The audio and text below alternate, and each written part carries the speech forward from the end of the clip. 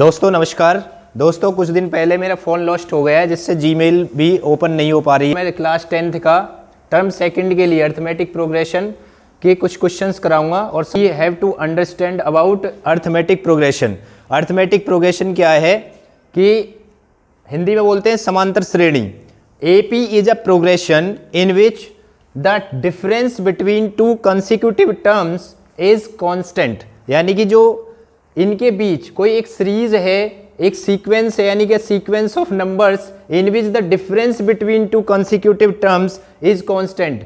अगर मैं इस सीरीज में डिफरेंस देखूं, दो लगातार जो नंबर हैं 9 और 5 में, इसमें 4 डिफरेंस है, इसमें भी 4 डिफरेंस है और इसमें भी 4 डिफरेंस है, तो इसको बोलते हैं, जो ये डिफरेंस है इसको बोलेंगे कॉमन डिफरेंस। अगर सभी सीरीज में समान कॉमन आ रहा है लगातार दो टर्म्स के बीच तो उसको कॉमन डिफरेंस बोलेंगे, ठीक है।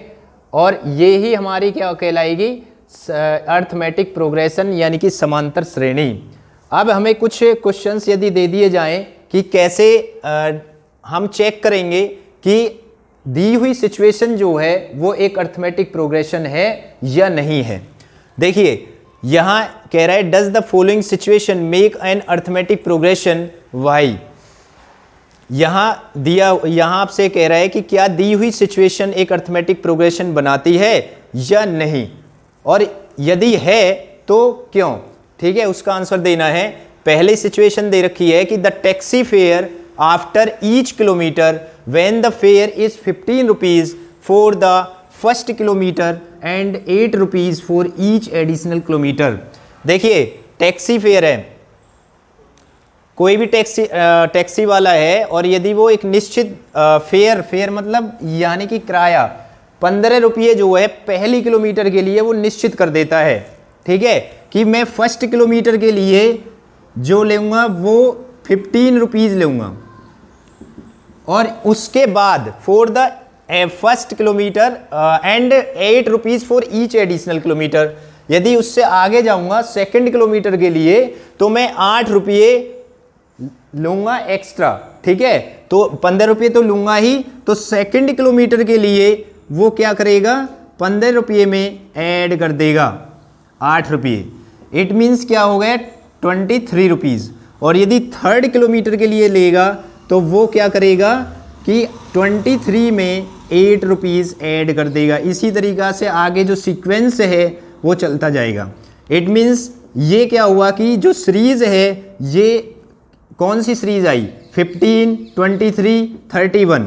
अब इनमें जो डिफरेंस है वो पहले ही हमें दे दिया था कि ये जो एडिशनल किलोमीटर कहता है, इसका मतलब यहाँ क्या है कि वो उसने कॉमन डिफरेंस दिया हुआ है, यानी कि इन दोनों में जो डिफरेंस है लगातार कंटिन्यूस जो नंबर्स हैं उनमें 8 का डिफरेंस है, और ये ही जो क्या है हमारी अर्थमेटिक प्रोग्रेशन, ठीक है।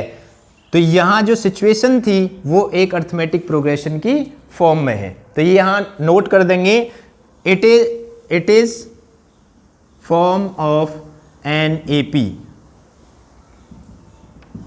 नेक्स्ट देखिए, the amount of air present in a cylinder when a vacuum pump removes 1/4 of the air remaining in the cylinder at a time. Situation दी हुई है कि एक सिलेंडर है और उसमें एयर का अमाउंट भरा हुआ है, मानो एक सिलेंडर है ये, और इसमें जो है ये एक मैं डायग्राम बना देता हूं। मानो ये एक सिलेंडर है और इस सिलेंडर में एयर भरी हुई है, और मानो ये मैं अपनी तरफ से मान रहा हूं कि इसमें 16 kg जो है वो एयर भरी हुई है, ठीक है, गैस है, गैस सिलेंडर तो देखा ही होगा। अब उसमें से कह रहे हैं कि रिमूव करता है 1/4 air remaining in the cylinder at a time, मतलब 1/4 हर बार क्या कर देता है, वो रिमूव कर देता है।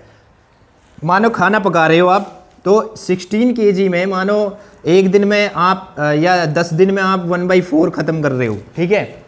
4 से कैंसिल कर दोगे इसको, 4 टाइम्स जाएगा, और तो ये 4 kg 10 दिन में आप रिमूव कर रहे हो, तो 16 में से 4 kg माइनस कर दीजिए, 12 kg।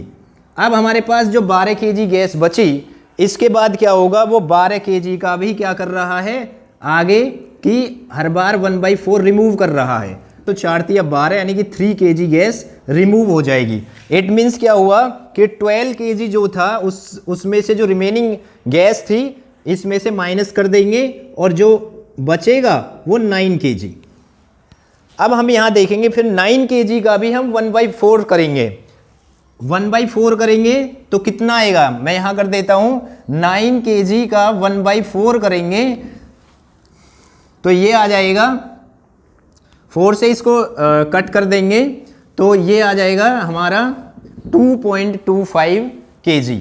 ठीक है, अब यहाँ 9 में से सब्ट्रैक्ट कर देंगे 6.75। ठीक है, 6.75।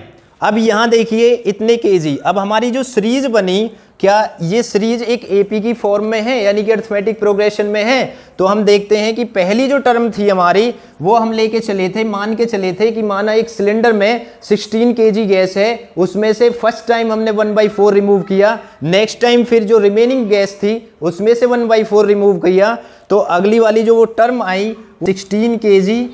फिर नेक्स्ट जो टर्म थी 12 kg, उसके बाद 9 kg और उसके बाद 6.75 kg। इसी तरीक़ा से रिमूव होती रहेगी 1/4। क्या कंटिन्यूस डिफरेंस है? यहाँ देखिए, यहाँ 4 का डिफरेंस है, यहाँ 3 का डिफरेंस है और यहाँ जो है यहाँ कितने का था 2.5 kg, और ये लगातार यानी कि समान कॉमन डिफरेंस नहीं आया, अलग अलग डिफरेंस है। इसीलिए ये सिचुएशन जो होगी अरिथमेटिक प्रोग्रेशन की नहीं होगी।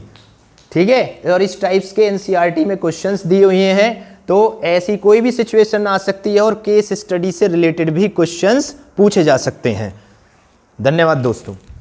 नेक्स्ट देखिए क्वेश्चन एपी सीरीज का है, क्लास 10th के लिए काफ़ी इंपॉर्टेंट है।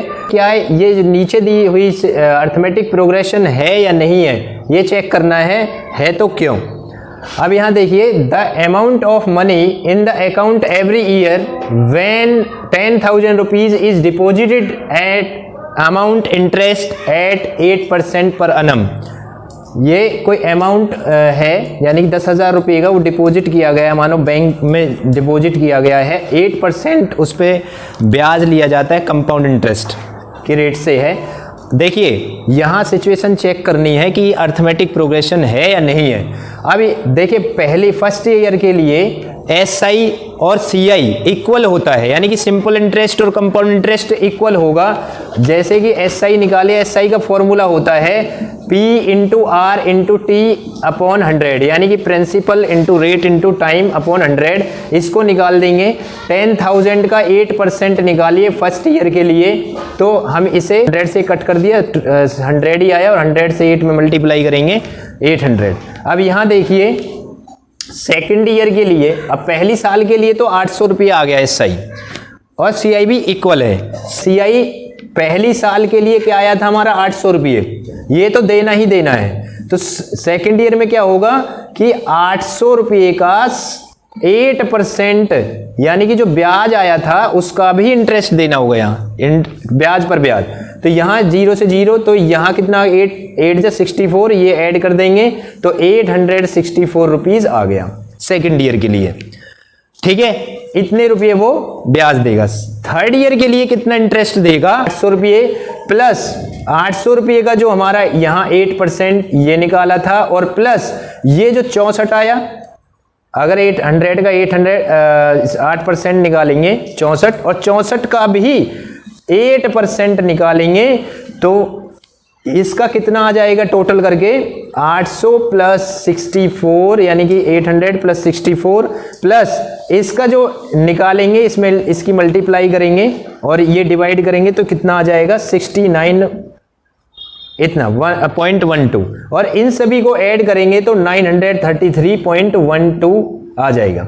ठीक है, तो हमारी जो हम चेक करेंगे क्या हमारी सीरीज जो है एपी में है, जो फर्स्ट टर्म आई हमारी 800 आई, ठीक है, और सेकंड टर्म जो है वो आई हमारी 864 और थर्ड टर्म हमारी 933.12, यानी कि 933.12 आई। अब इनमें डिफरेंस देखेंगे, डिफरेंस कितना है इस यानी कि कंटिन्यूस जो डिफरेंस है क्या वो समान है? यहाँ देखिए 64 डिफरेंस है, यहाँ जो डिफरेंस आया है वो आया है 69.12।